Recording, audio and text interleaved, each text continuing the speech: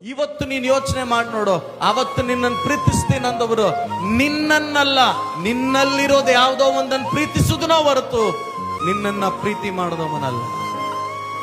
ನಿನ್ನ ಜೊತೆಯಲ್ಲಿ ನಿಂತವರು ಕೆಲವರು ದುಷ್ಟರಾಗಿದ್ದವರು ನಿನ್ನನ್ನ ಪ್ರೀತಿ ಮಾಡಿ ನಿಂತದ್ದಲ್ಲ.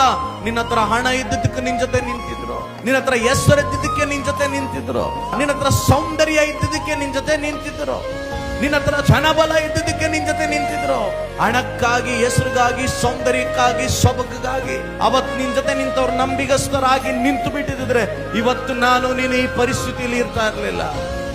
ನಾನು ಇವತ್ತು ಕೆಲವರಿಗೆ ಹೇಳಿ, ಕೆಲವ ಅಗಲುವಿಕೆ ನಿನ್ನ ಲೈಫಲ್ಲಿ ನಿನಗೆ ಈ ಕ್ಷಣ ನೋವನ್ನುಂಟು ಮಾಡಬಹುದು.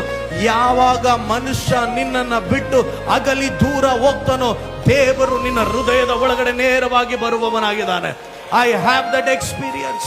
ಜನ, ನಿನ್ನ ಗಂಡ, ನಿನ್ನ ಹೆಂಡತಿ, ನಿನ್ನ ಸಂಬಂಧ, ನಿನ್ನ ಬಂಧು ನಿನ್ನನ್ನು ಬಿಟ್ಟು ಅಗಲಿ ಹೋದ ಆ ಗ್ಯಾಪ್ ಅನ್ನ ದೇವರು ಪರಿಪೂರ್ಣವಾಗಿ ಫುಲ್ಫಿಲ್ ಮಾಡಿರುವವನಾಗಿರ್ತಾನೆ. ಗಂಡ, ಹೆಂಡತಿ, ಅಪ್ಪ, ಅಮ್ಮ ಲೋಕ ಕೊಡದ ಒಂದು ಸಮಾಧಾನವನ್ನ, ಸಂತೋಷವನ್ನ, ಏಳಿಗೆಯನ್ನ ಯೇಸು ನಿನಗೆ ಕೊಡೋದಕ್ಕೆ ಸಾಧ್ಯ ಆಗಿದೆ.